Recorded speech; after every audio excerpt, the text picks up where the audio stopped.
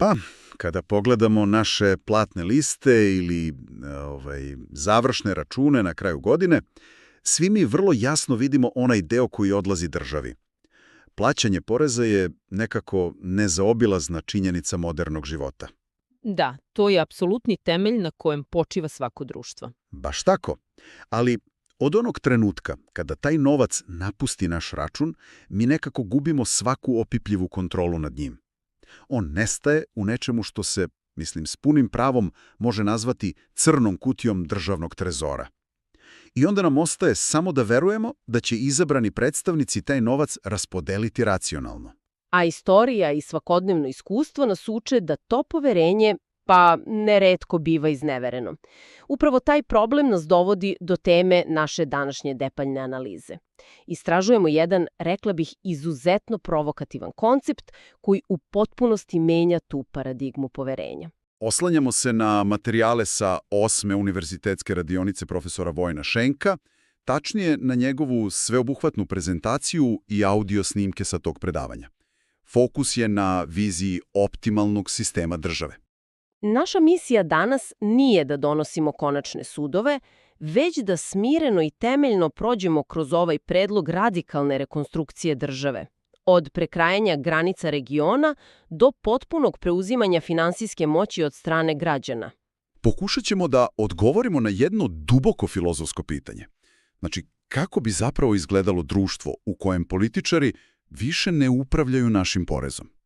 Šta se dešava kada svaki građanin direktno bira šta će finansirati svojim novcem? Ali, da bismo uopšte stigli do tog finansijskog dela, moramo krenuti od samog temelja. Profesor Šenk predlože da se prvo doslovno nacrta nova mapa. Tako je. Osnova funkcionisanja svake države je njena teritorijalna organizacija.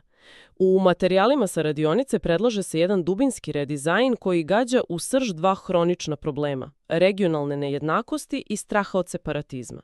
Ovaj koncept zahteva potpuno redefinisanje onoga što nazivamo pokrajinama i gradovima. Nije reč o proizvoljnom crtanju granica, već o jasnim matematičkim pravilima. Hajde da pojasnimo ta pravila, jer su vrlo specifična.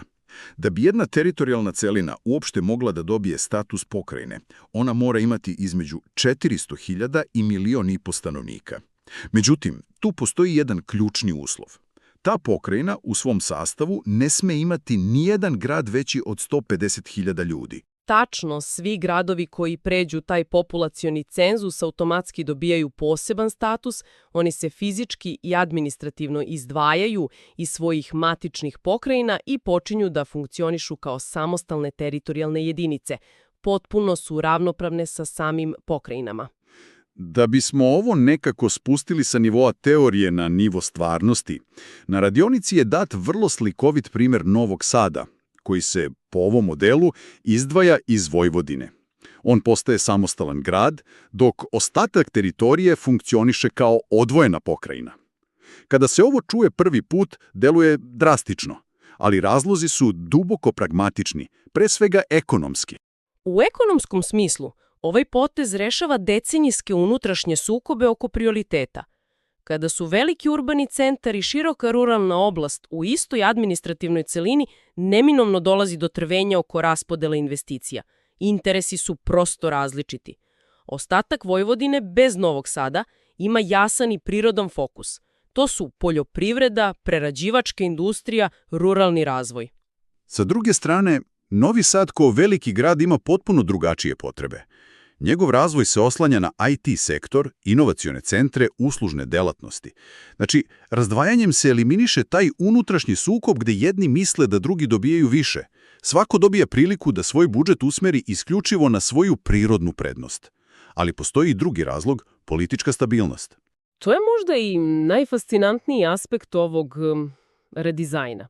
U izvorima se navodi da se ovim modelom matematički neutrališu pretnje od separatizma. Centralne vlasti uvek imaju taj strah kada daju autonomiju regionima. Međutim, ako pogledamo geografiju ovog predloga, Vojvodina bez Novog Sada dobija svojevrsnu rupu u sredini. Ostaje bez svog najvećeg administrativnog centra. Upravo to. Takva teritorija jednostavno nema infrastrukturu ni kapacitet da bi ozbiljno pretila odcepljenjem. A istovremeno, ni taj samostalni Novi Sad ne može nigde. On ostaje geografski izolovan kao ostrvo unutar te iste države. Autonomija se ostvaruje bez ikakve opasnosti od separatizma. I kada se ta teritorijalna slagalica postavi na svoje mesto, postavlja se sledeće logično pitanje: ko donosi zakone za te nove regije? Tu dolazimo do strukture zakonodavne vlasti, takozvanog interesnog parlamenta. Dosadašnji sisteme se uglavnom oslanjaju na strogo teritorijalno predstavljanje. Predlog sa radionice zadržava deo tog sistema, polovina poslanika u parlamentu bi se i dalje birala klasično, teritorijalno. Ali ona druga polovina poslanika se bira preko takozvanih interesnih zajednica. Ideja je da svaki građanin obavezno pripada jednoj interesnoj zajednici i to prema svojoj profesiji ili trenutnom statusu. Pominju se konkretni primjeri: Savez poljoprivrednika, sindikat nezaposlenih, savez penzionera, prosvetari. Ovo drastično menja motivaciju za učešće u političkom životu. Trenutni sistem primorava glasače da biraju između nekih apstraktnih ideologija, ali interesni model garantuje da se specifične svakodnevne potrebe rešavaju direktno u Skupštini. Znači, građani dobijaju opipljiv razlog da glasaju.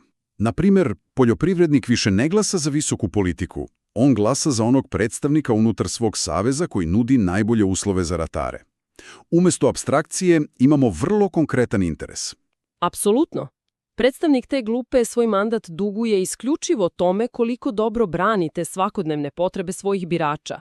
I taj prelazak na konkretne interese nas prirodno dovodi do onoga što je zapravo srž ove vizije. To je prelazak na najradikalniji deo predavanja, programski sistem. Vraćamo se na onu crnu kutiju državnog trezora koju smo spomenuli na početku.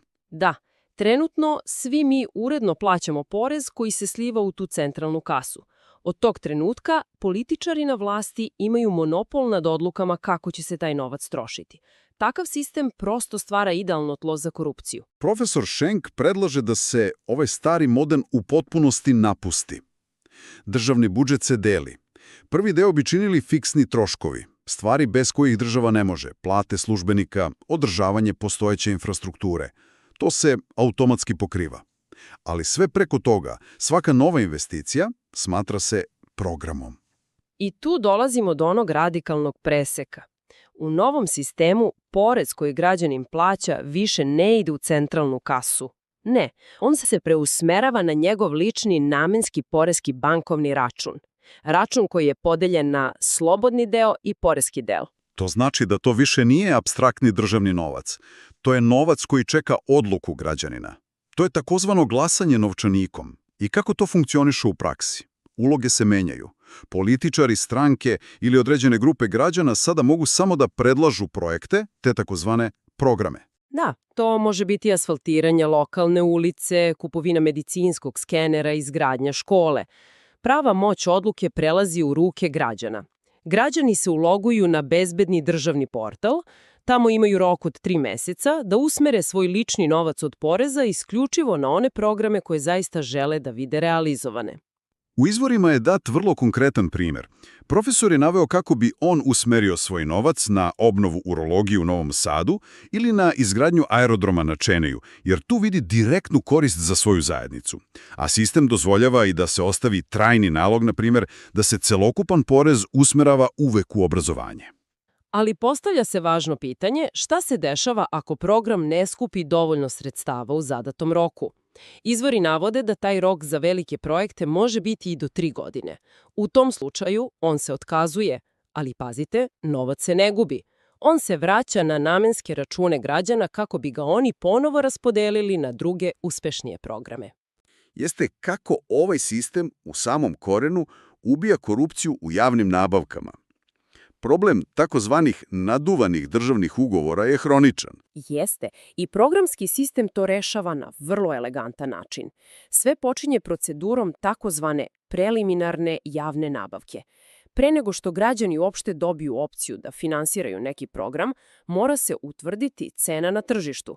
Znači, tačna cena izvođenja radova je javno poznata i svima dostupna na portalu. Nema tajnih ugovora. Građani se uloguju i vide jasnu cenu. I to je ta prevencija.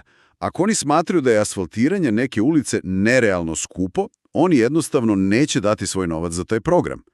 Negativna povratna sprega deluje trenutno. Baš tako. Ako se predloži nešto što je očigledno preskupo, niko neće dobrovoljno finansirati tu preplatu iz svog ličnog budžeta. Ali šta ako se novac skupi, a onda dođe do probijanja budžeta tokom radova? Tu na snagu stupa ta stroga finansijska odgovornost. Kada se novac skupi, raspisuje se konačna javna nabavka. Pobednik preliminarne nabavke mora ponuditi istu ili nižu cenu. Ako kasnije dođe do probijanja budžeta do nekih 10%, građani koji su finansirali projekat ne plaćaju više ni 1 dinar. Taj dodatni trošak onda snose oni koji su program predložili ili sami izvođači, zavisno od ugovora. Ali svako probijanje iznad 10% je potpuno druga priča. Ono zahteva potpuno novi krug glasanja i skupljanja novca na portalu. Ostavljanje ovolike količine moći u rukama građana povlači određena pitanja. I to nas dovodi do fascinantnog zapažanja sa same radionice. Jedan učesnik je postavio ključno pitanje. Da li se zaista običnim ljudima može verovati da donose ogromne strateške odluke za državu?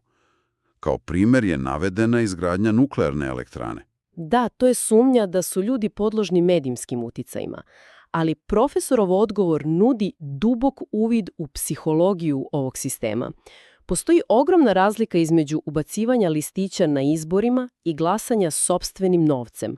Kada ljudi glasaju pravim novcem, način razmišljanja postaje izuzetno racionalan. Više ne važi navijanje za harizmatičnog vođu. Važi isključiva računica i lični interes. Niko neće dati novac za nešto rizično samo zato što to lepo zvuči na televiziji. A za te ogromne projekte poput elektrane, osmišljen je sistem u 3 koraka. Tako je. Ogromni strateški projekti zahtevaju 3 iterativna kruga odobravanja i skupljanja novca. U prvom koraku građani moraju finansirati izradu stručne studije izvodljivosti samo da bi se videlo da li je to uopšte realno i bezbedno. Ukoliko ta studija pokaže pozitivne rezultate, prelazi se na drugi korak. Tu građani, opet svojim novcem, finansiraju izradu detaljne projektne dokumentacije. Tek kada se isplanira svaki detalj i zna tačna cena, dolazi se do trećeg koraka prikupljanja ogromnih sredstava za samu izgradnju. Ovaj spori, temeljni proces osigurava savršen balans. Stručnjaci vode analizu, inženjering i brigu o bezbednosti, dok građani na svakom koraku zadržavaju onaj ultimativni finansijski veto. Oni drže ruku na slavini. Podsjećajući se na sve ovo o čemu smo danas govorili, od crtanja nove mape do glasanja novčanikom, jasno je zašto je ova paradigma bitna. Oduzimanje moći i raspodele novca iz ruku uskog kruga ljudi i vraćanje te moći građanima ne znači anarhiju, naprotiv, to znači vrhunsku odgovornost. Složila bih se, to je sistem mehaničke transparentnosti gde građani deluju kao svakodnevni revizori sopstvenog društva. I to nas ostavlja sa jednom vrlo provokativnom mišlju za sam kraj. Ako bismo korupciju učinili mehanički nemogućom, prosto jer je kontrola novca raspršena na milione građana, da li bi tradicionalni oblik političara uopšte opstao? Da li bi politika konačno prestala da bude borba za kontrolu kase i postala isključivo takmičenje u kreiranju najboljih ideja za društvo? Zanimljivo pitanje za razmišljanje.